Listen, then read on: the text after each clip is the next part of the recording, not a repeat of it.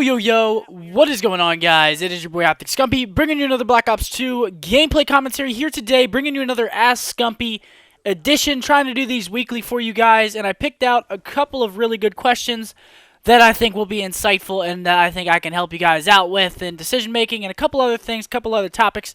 Yeah, so let's get into the first question. Let me just pull up my internet browser right on here over here. Alrighty, the first question is, I love the concept of your Ask Scump video, first of all. Now I have a question as well. Thank you for the liking of the Ask Scumpii, series. But then, whenever I get last in S&D against one or two people, I just start freaking out. What is the best way to get rid of that? Alright, let me just say this real quick. I still get that feeling when I'm playing in a league play match and I have to clutch for like a last round to win a map or something. Like, that feeling will always be there, that anxiety, it's just pressure.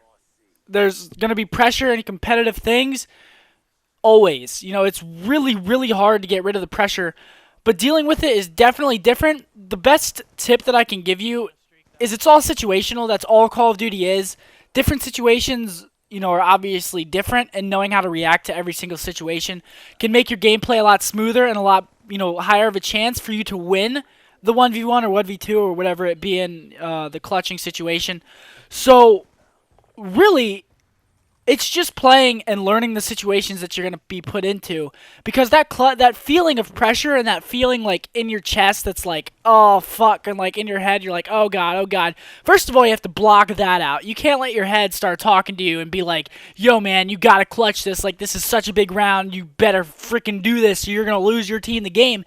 You can't think like that, first of all, because then that's going to completely block out all of the, positive thinking that you need to do as to, like, where is he going to come from, what bomb site is he going to plant, what bomb site do I need to plant, and, a whole bunch of different things like that. So just block out the negative stuff that isn't going to help you in this situation. That happens to me sometimes as well now.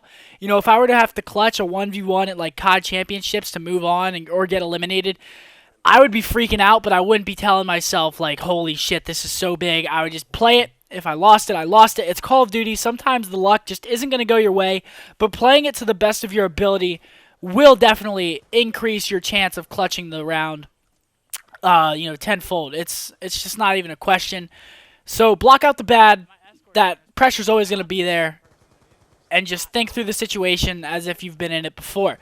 So those are basically three of the key things that I can give to you for that question as to how to clutch a very important round, or not even an important round, just a round, in a league play game, just anything. A league play match could be important to you. I don't know. Yeah, I'm just going to move on to the next question real quick, but yeah. Alright, so the next question sort of relates to a commentary that I think that I've done in the past.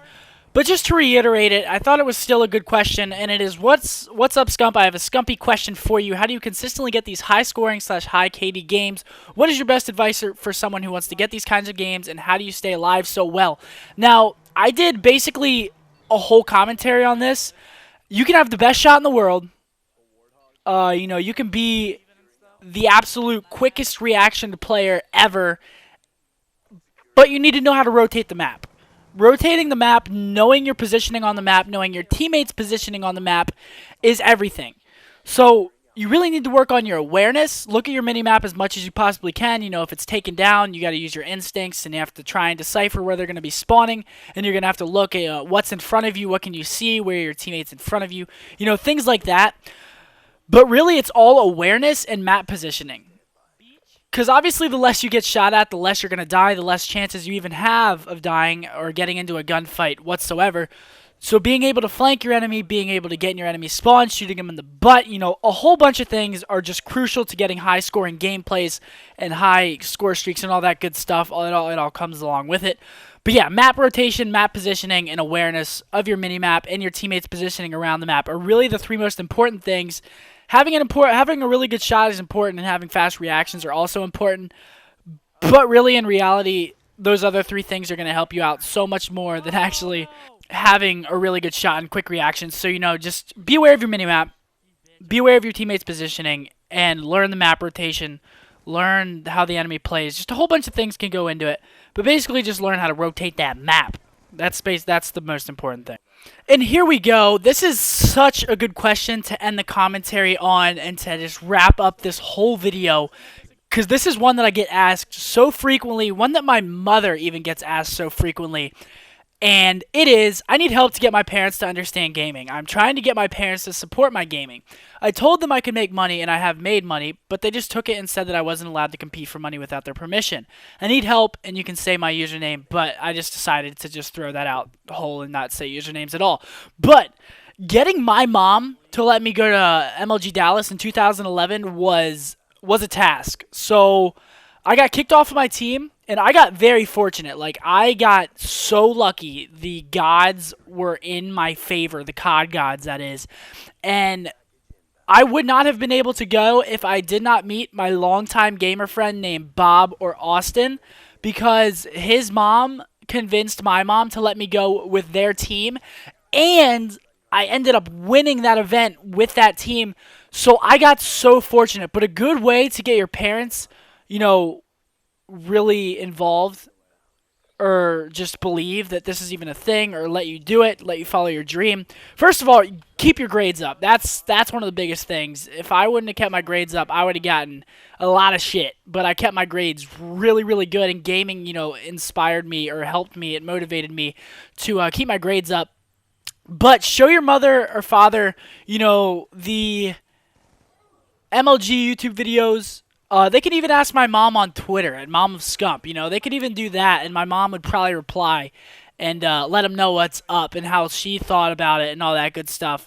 But I would just suggest showing them the MLG videos, showing them what the atmosphere is like at these events, because a lot of people do really, really good videos and take a lot of really good clips at these events. So it'll just show your parents, what it's like and all of that stuff. I also got fortunate with expenses because my sponsor paid for it all when I was on the team. So getting expenses, I mean, you're gonna have to work for that.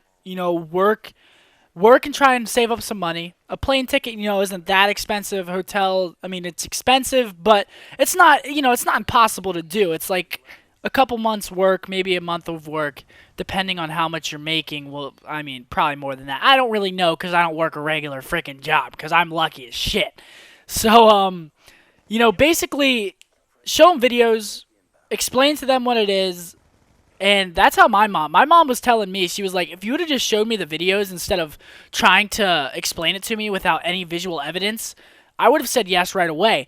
But I didn't, and I was stubborn, and I was really a little bitch about it, and I went and I cried, and I didn't actually cry, but, I whined about it to her, and that just wasn't the best idea because it just pissed her off, and it pissed me off too. So that's really the best advice I can give you for letting your parents, compete in these tournaments. Show them what it's like. Show them the money that you can make. Show them, even people in the community. Show them what people in the community have done. There's just a whole bunch of things that you could do to try and convince your parents, but don't go about it the wrong way. Go about it respectfully, and try and work your magic on them because it's not easy. I will say that, especially if you're younger, it's definitely a lot harder. But that's going to be the end of this video, guys. If you enjoyed it, make sure you click that like button. Favorite if you really enjoyed it. Comment. Let me know what you thought of the video. Any constructive criticism always helps me out. Subscribe to the channel if you haven't already. And follow me on Twitter. It'll be in the description below. But as always, guys, this was your boy, OpTic Scumpii. Peace.